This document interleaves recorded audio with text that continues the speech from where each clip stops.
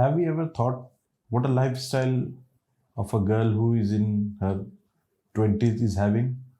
And this is the vulnerable age that predisposes her to a number of diseases.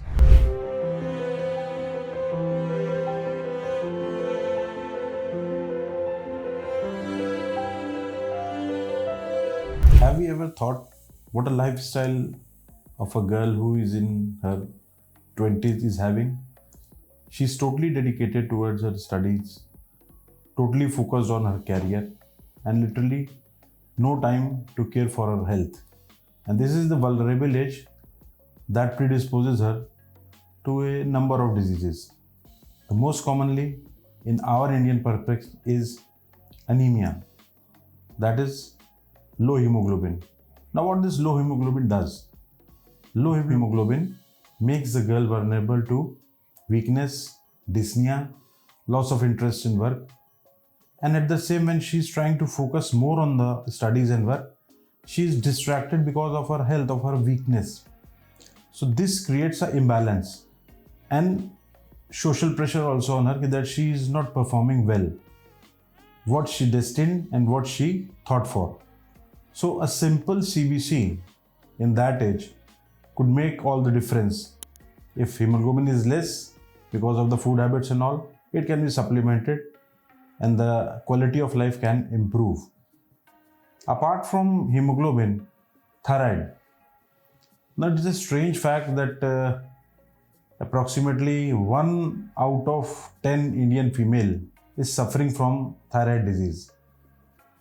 Maybe because of some iodine related or genetics or faulty food habits.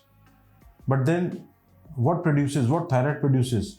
This hypothyroidism produces disinterest in the surroundings, lethargy, malaise, weakness, and unexplained gain of weight. So this along with CBC has to be screened for a girl who is in her 20s. Now, as far as the newer lifestyle is concerned, which is more or less confined to indoors, there is no exposure to the sun. And no exposure to the sun means there is no natural vitamin D synthesized in the body, leading to vitamin D deficiencies, leading to decreased calcium, leading to brittle bones that can precipitate to osteoporosis later in the life. So, vitamin D screening should be done for a girl who is in her 20s and is mostly living indoors for her studies and career-oriented approach. This should also be supplemented with vitamin B12 because we don't know what the diet she is taking. It might be not be nutritious diet and all that can lead to B12 deficiency also, producing the same anemia kind of effect. So after vitamin B12, the next thing to follow should be a lipid screening. Lipid, what I am saying, because recently the society fooding habits have changed from a healthy diet to more or less of a fast food pattern because they have no time to cook or to eat. So that's why it's called a fast food. And what this did, this is fully loaded with saturated fats, which leads to altered lipid levels and predisposes the girl to further heart disease and increases chances of atherosclerosis. Then after lipid, one more test that is very important for this age is blood glucose. Why I am saying blood glucose?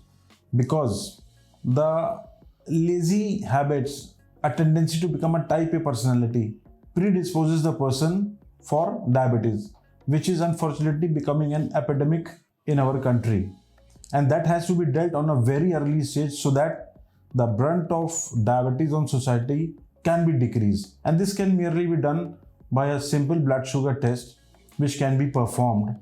And if that girl is harboring a family history of diabetes, her mother, her father, then it's mandatory that she should get herself screened every 6 months or at least once a year for blood sugar.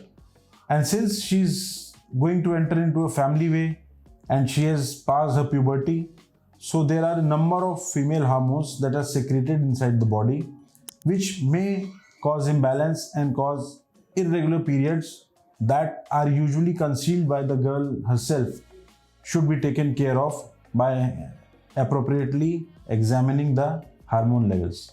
Thank you. If you have any queries, you can write in the comment box and we will try to get them answered as soon as possible.